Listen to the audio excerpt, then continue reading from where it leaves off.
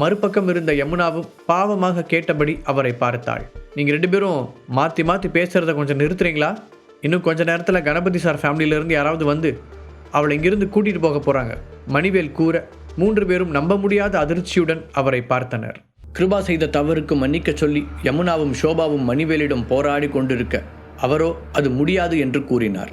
அது மட்டும் இல்லாமல் கணபதியின் ஃபேமிலியில் இருந்து ஆள் வந்து கிருபாவை அழைத்து போக போகிறார்கள் என்று அவர் சொல்ல 3 பெண்களும் அதிர்ச்சி அடைந்தார்கள். ஒரு குற்றவாளியை பிடித்தால் கணபதியின் ஃபேமிலி என்ன செய்யும் என்று அந்த ஊரில் உள்ள எல்லோருக்குமே தெரியும். அப்படியென்றால் கிருபாவின் நிலை? யோசிக்கும் போதே அவர்களின் உள்ளம் பதறியது. என்னங்க? யமுனா தான் முதலில் சுயநினைவுக்கு வந்து கேட்டாள். ஆமாம், என்னதான் இருந்தாலும் கிருபா தான் மூர்த்திக்கு அந்த சாப்பாடை கொண்டு போய் கொடுத்தா. அதில் விஷம் கலந்ததுன்னு வேணா அவளுக்கு தெரியாமல் இருக்கலாம்.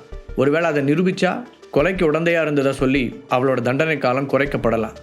எப்படி இருந்தாலும் சட்டத்தோட பிடியிலிருந்து என்னால் அவளை பாதுகாக்க முடியாது. மணிவேல் ஏதோ நியூஸ் பேப்பரில் வந்துள்ள செய்தியை படிப்பது போல அமைதியாக கூறினார். அவர் பேசுவதை பார்க்கும்போது ஏதோ 3வது ஆளை பற்றி சொல்வது போல இருந்தது. அப்பா ப்ளீஸ்ப்பா, நான் ஜெயிலுக்கெல்லாம் போக விரும்பலை. புனித் மாமா என்னை ஏமாற்றிட்டாங்கன்னு எனக்கு இப்போ தான் புரியுது. தயவு செஞ்சு என்னை கணபதி ஃபேமிலியிலிருந்து வர ஆள்கிட்ட ஒப்படைக்காதீங்க ப்ளீஸ். உங்களை கெஞ்சி கேட்டுக்கிறேன்ப்பா. கிருபா பயத்தில் சொன்னதையே திரும்ப திரும்ப சொல்லி கொண்டிருந்தாள். முழங்கால்கள் வலிக்க ஆரம்பித்த போதும் தரையில் இருந்து அவள் எழுந்திருக்கவில்லை.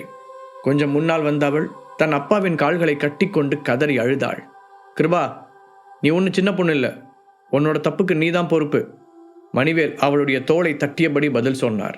அதை கேட்டதும் கிருபாவின் கண்கள் பீதியில் உறைந்தது. தன்னுடைய சொந்த அப்பாவே அவளை ஜெயிலுக்கு அனுப்புவார் என்று ஒரு நாளும் அவள் நினைத்ததில்லை. அப்படி மட்டும் நடந்தால் அவளுடைய வாழ்க்கையே வீணாகிவிடும். கிட்டத்தட்ட அவளுடைய வாழ்க்கை முடிந்து விட்டது என்றே சொல்லலாம். அப்பா, நிஜமாவே நீங்கள் உங்கள் சொந்த பொண்ணை கைவிட போறீங்களா? கிருபா கடைசி துடி நம்பிக்கையை கண்களில் தேக்கி வைத்துக்கொண்டு அவரை கேட்டாள். அப்பா, கொஞ்சம் யோசிச்சு முடிவெடுங்க. ஷோபாவும் அழும் குரலில் கேட்க, நம்ம பொண்ணு ஜெயிலுக்கு போனால் நம்மளால இனி வெளியில் தலை காட்டக்கூட முடியாதுங்க. அப்புறம் நம்ம குடும்ப கௌரவம் என்னாகிறது? யமுனாவும் கவலையுடன் கூறினாள். மணிவேல் எதற்கும் அசைந்து கொடுக்கவில்லை. கடைசியில் மனம் வெறுத்து போன யமுனா, ஊருக்கு முன்னாடி உங்களோட நேர்மையை நிரூபிக்கிறதுக்காக சொந்த மகளையே தியாகம் பண்ணுறதுக்கு தயாரிட்டீங்களா என்றாள். அதை கேட்டதும் மணிவேல் ஒரு பெரு மூச்சுடன் தலையை திருப்பி யமுனாவை பார்த்தார். அவருடைய முகத்தில் இப்போது வருத்தம் தெரிய, என்ன சொன்ன என்று கேட்டார். நான் என்ன இப்போ தப்பாக சொல்லிட்டேன்? உங்களோட நேர்மையை நிரூபிக்கிறதுக்காகவும் அந்த ஹரிஷுக்காகவும் உங்களோட சொந்த ரத்தத்தில் வந்த பொண்ணையே பலி கொடுக்க போறீங்களான்னு கேட்டேன். மீண்டும் அவள் அழுத்தம் திருத்தமாக கேட்க மணிவேல் அவளை வெறித்து பார்த்தார். அதற்குள் சேரில் இருந்து எழுந்த யமுனா தங்களுக்கு முன்னால் மண்டியிட்டு அழுது கொண்டிருந்த சின்ன மகளை எழுப்பி தன் பின்னால் நிறுத்தி கொண்டாள். பின் 2 கைகளையும் ஏசுநாதர் போல் விரித்து கொண்டு அவளை பாதுகாப்பது போல நின்றவள், என்னோட கடைசி மூச்சு இருக்கிற வரைக்கும் நான் யாருக்காகவும் என் பொண்ணை விட்டு தரமாட்டேன். என்ன மீறி யாருக்கு அவள் கூட்டிட்டு போக தைரியம் இருக்குன்னு நானும் பார்க்குறேன் என்று சபதம் எடுப்பது போல கூறினாள். அதற்குள் இறுகி கிடந்த மணிவேலின் முஷ்டி அவருக்கு முன்னால் இருந்த ஒரு பெரிய மர டீப்பாயை ஓங்கி குத்த அது 2ஆக விரிசல் விட்டது. அந்த சத்தம் வீடு முழுக்க எதிரொலிக்க பெண்கள் 3வரும் விவரிக்க முடியாத பயத்துடன் அவரை பார்த்தனர். உனக்கு இப்ப கூட விஷயம் புரியலையா யமுனா என்று கேட்டவர் மெதுவாக எழுந்து நின்று கிருபாவை பார்த்து கை நீட்டியபடி, அவளுக்கு என்ன வயசாகுது? நீ இப்படியே செல்லம் கொடுத்து அவளை கெடுத்துட்டு இருந்தேன்னா நாளைக்கு வெளியில் இருக்கிற யாராவது சொன்னாங்கன்னு நம்ம குடும்பத்தை சேர்ந்தவங்களுக்கே விஷம் கொடுக்க கூட அவள் தயங்க மாட்டா.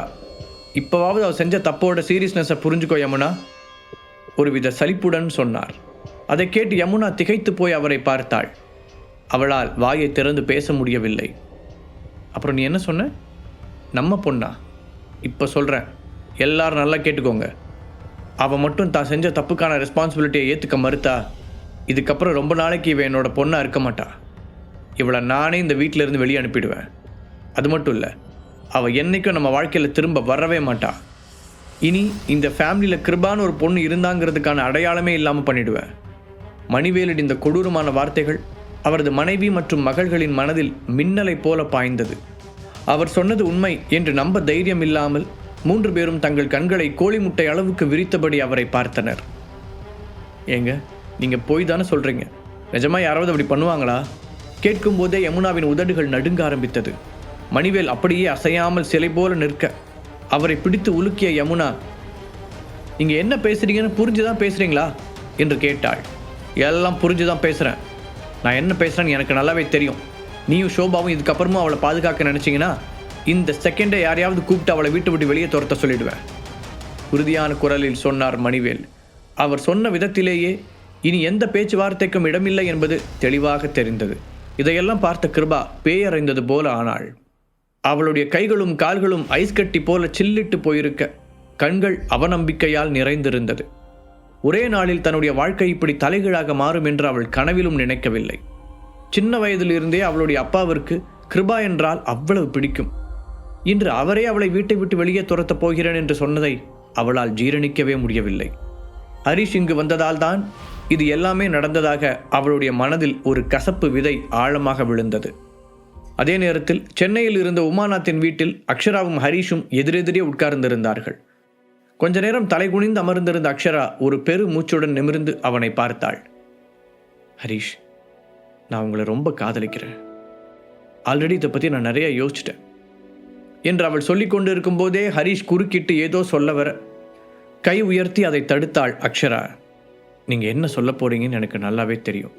சந்தனாவை தவிர உங்கள் லைஃப்பில் யாரையும் நினச்சி கூட பார்க்க முடியாதுன்னு சொல்ல போகிறீங்க, அதானே? சந்தனாவை டைவர்ஸ் பண்ணிவிட்டு வாங்கன்னு நான் உங்ககிட்ட சொல்லவே மாட்டேன். அதே சமயம் என்னாலையும் உங்களை மறந்துட்டு வாழ முடியாது. நீங்கள் என்ன ஃப்ரெண்டு இல்லை தெரிஞ்ச ஒருத்தின்னு எப்படி வேணாலும் நினச்சிக்கோங்க.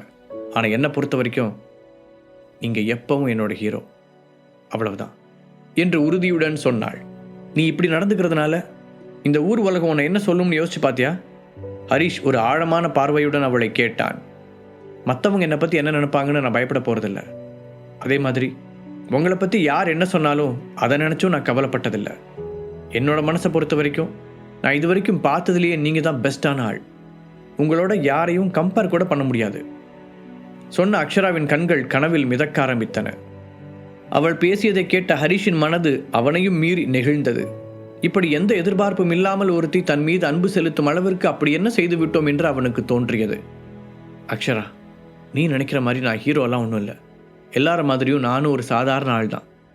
அதுவும் ஏற்கனவே கல்யாணமானவன். அப்புறம் எப்படி உன்னோட காதலை என்னால் ஏற்றுக்க முடியும்? ஹரிஷ் வேண்டுமென்றே தன் திறமைகளை மறைத்து தன்னையே குறைத்து பேசினான். ஹரிஷ், உங்களுக்கு ஞாபகம் இருக்கான்னு தெரியல, நான் உங்களை ஃபர்ஸ்ட் டைம் பார்த்தப்போ ஏஜே ஃபேமிலி மொத்தமும் உங்களை இன்சல்ட் பண்ணி தான் பேசினாங்க. ஆனால் அப்போவே என் மனசில் நீங்கள் ஒரு ஸ்பெஷலான ஆளுன்னு தோணுச்சு. இப்போ வரைக்கும் அந்த எண்ணத்தை நான் மாற்றிக்கவே இல்லை. சொல்லும்போதே அக்ஷராவின் குரல் உடைந்தது. அவளுடைய கண்களில் இருந்து கண்ணீர் வழிய ஆரம்பிக்க தன் முன்னால் ஒரு பெண் அழுவதை பார்க்க முடியாத ஹரிஷ் முகத்தை திருப்பிக் கொண்டான்.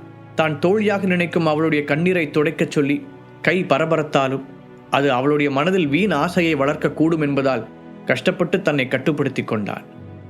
அப்புறம் என்ன சொன்னீங்க? நீங்கள் சாதாரண ஆளா? நாம் எல்லாரும் சேர்ந்து அந்த கேம்புக்கு போனப்போ உங்கள் உயிரை பற்றி கூட யோசிக்காமல் அந்த பெரிய கரடிக்கிட்ட இருந்து எங்கள் எல்லாரையும் காப்பாற்றினீங்க. நான் அடிபட்டு கீழே விழுந்தாலும் நீங்கள் கொஞ்சம் கூட யோசிக்கலை. உங்களை தவிர யார் அந்த இடத்துல இருந்திருந்தாலும் அப்படி செஞ்சுருப்பாங்களான்னு எனக்கு தெரியல. அந்த நாளில் இருந்தே நான் அதை பற்றி திரும்ப திரும்ப யோசிச்சுக்கிட்டே தான் இருந்தேன்.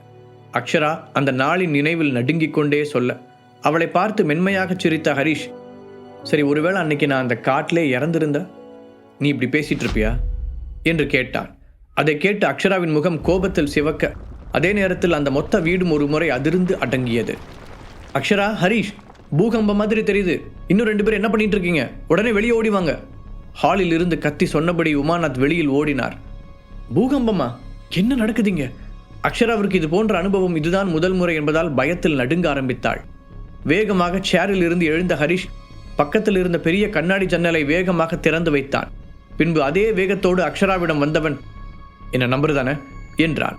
அவள் பயத்தில் வெளிரிய முகத்துடன் ஆமாம் என்று தலையை மட்டும் அசைக்க அவளுடைய இரு தோள்களையும் கெட்டியாக பிடித்தபடி ஜன்னலுக்கு வெளியே குதித்தான்.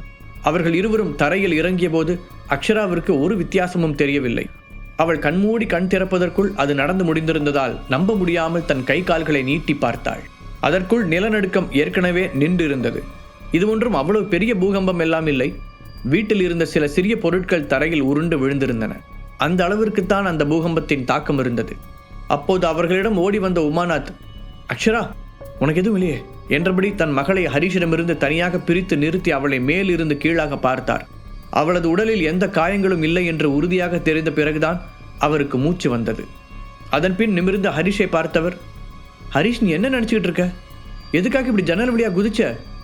அதனால் அக்ஷராவுக்கு ஏதாவது ஆயிருந்தா என்ன பண்ணுறது என கோபத்துடன் கேட்டார். கவலைப்படாதீங்க அங்கிள், அதெல்லாம் நான் பார்த்து பாதுகாப்பாக தான் குதித்தேன். நிலநடுக்கம் வரும்போது தரையில் படுத்துக்கிறது நல்லது தான். ஆனால் அதை விட இந்த மாதிரி வெட்டார வெளியில் இருக்கிறது இன்னும் சேஃப்டி. அதனால தான் அப்படி செஞ்சேன். ஹரிஷ் அவரை சமாதானப்படுத்தினான். அப்போது சடனாக அவருடைய ஃபோன் அடிக்க டிஸ்பிளேவில் சந்தனாவின் சிரித்த முகம் தெரிந்தது. அதை பார்த்த அக்ஷராவின் முகத்தில் ஒரு குற்ற உணர்ச்சி தோன்ற ஹரிஷோ இயல்பாக ஃபோனை எடுத்து காதில் வைத்தான். சொல்லு பேபி. அவன் சொல்லி முடிக்கும் முன்பே, ஹரி நீ எங்க இருக்க? இப்போ நிலநடுக்கம் வந்துச்சு, உனக்கு அதில் எதுவும் அடிபடலையே, நீ பாதுகாப்பாக தானே இருக்க என்று சந்தனா பதறும் சத்தம் ஃபோன் ஸ்பீக்கருக்கு வெளியில் வரை கேட்டது. அதெல்லாம் ஒன்றும் இல்லை பேபி, நான் நல்லா தான் இருக்கேன், நீ ஓகே தானே என்றான் ஹரிஷ். சந்தனாவுடன் பேசும்போது ஹரிஷின் குரலே மென்மையாக மாறிவிடுவதை அக்ஷரா அப்போதுதான் கவனித்தாள். அவள் மீது லைட்டாக பொறாமை கூட வந்தது.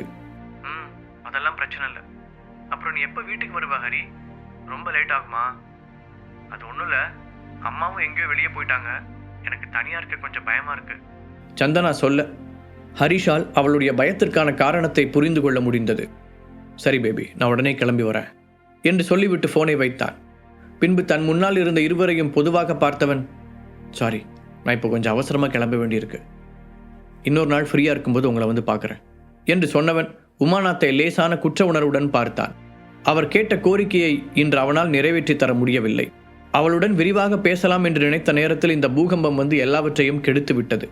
இப்போது இருக்கும் பதற்றமான மனநிலையில் வேறு எதை பற்றி பேசினாலும் சரியாக வராது என்று யோசித்தவன் அவர்கள் இருவரிடமும் சொல்லிவிட்டு அங்கிருந்து விடைபெற்றான். அதே நேரத்தில் ஹீலிங் ஆர்ட்ஸ் காலேஜிலும் அதே போன்றதொரு நிலநடுக்கம் அங்கிருந்தவர்களால் உணரப்பட்டது. ஆனால் மற்ற இடங்களைப் போல லேசாக இல்லாமல் இங்கு அதிர்வு கொஞ்சம் பலமாகவே இருந்தது. முழு கதையையும் கேட்டு மகிழ பாக்கெட் FM ஆப்பை டவுன்லோட் செய்யுங்கள். லிங்க் டிஸ்கிரிப்ஷனில் கொடுக்கப்பட்டுள்ளது.